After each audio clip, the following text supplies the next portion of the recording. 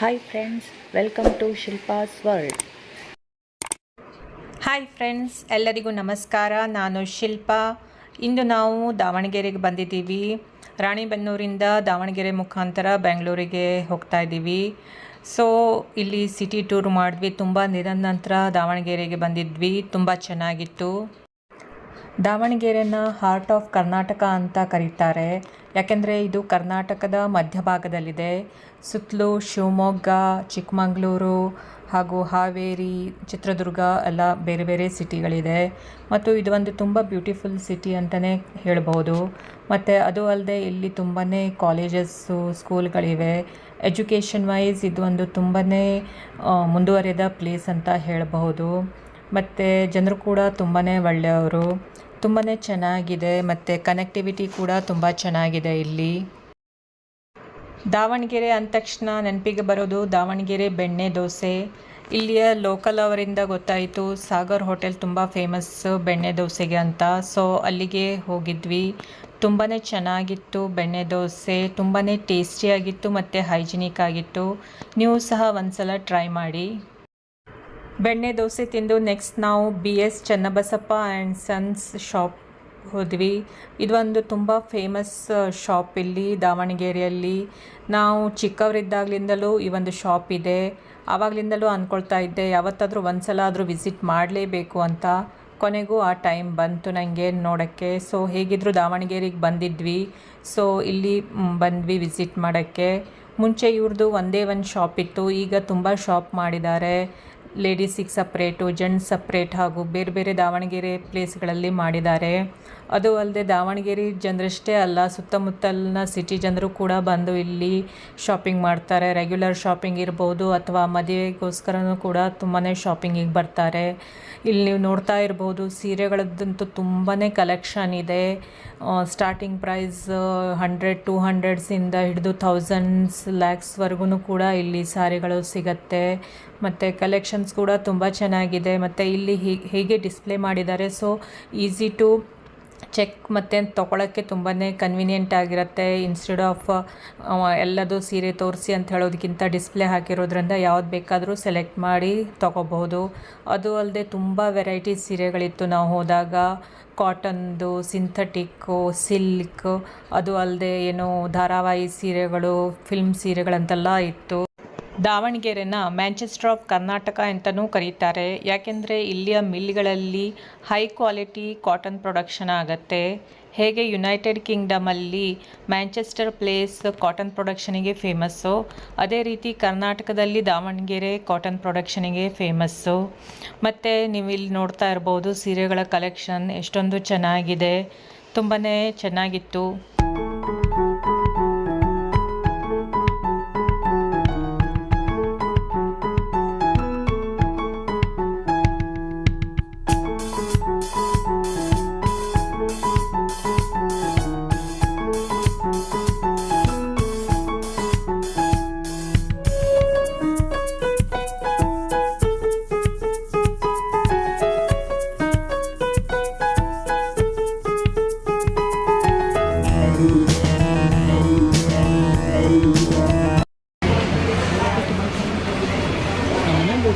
ಸೀರೆ ಕೊಟ್ಟರಲ್ಲ ಆ ಥರ ರೇಟ್ ಕೇಳೋಣ.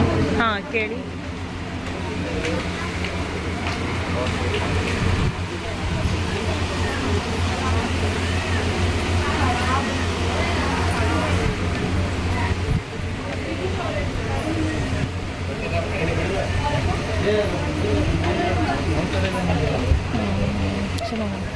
ಎಷ್ಟು ಮೀಟರ್ ಇದು?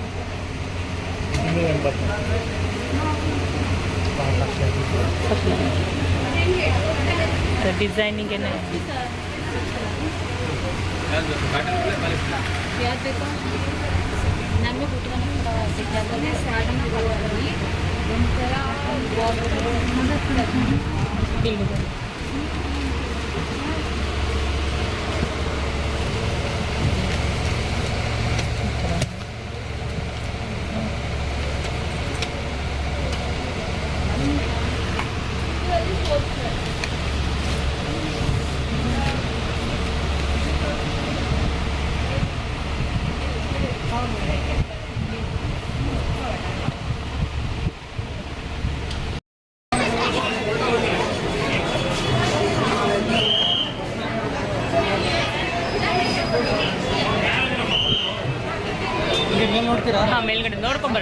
ಏನಾದರೂ ಬಂದಿದ್ದೀವಲ್ಲ. ಮಕ್ಕಳ ಬಟ್ಟೆಗಳೇನಾದರೂ ನೋಡ್ಬೇಕಂದ್ರೆ ಇಲ್ವಾ ಬಟ್ಟೆ ನೋಡ್ಕೊಂಡು ನೋಡಿ.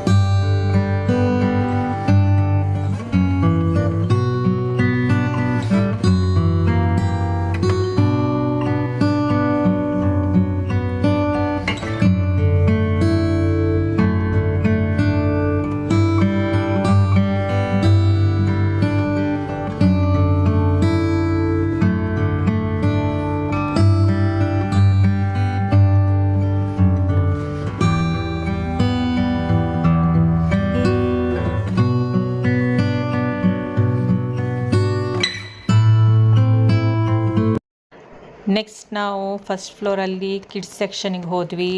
ಅಲ್ಲೂ ಕೂಡ ತುಂಬಾ ಚೆನ್ನಾಗಿತ್ತು ಕಲೆಕ್ಷನ್ನು. ತುಂಬ ಕ್ಯೂಟ್ ಡ್ರೆಸ್ಸಸ್ಗಳಿದ್ವು ನೋಡೋಕ್ಕೆ.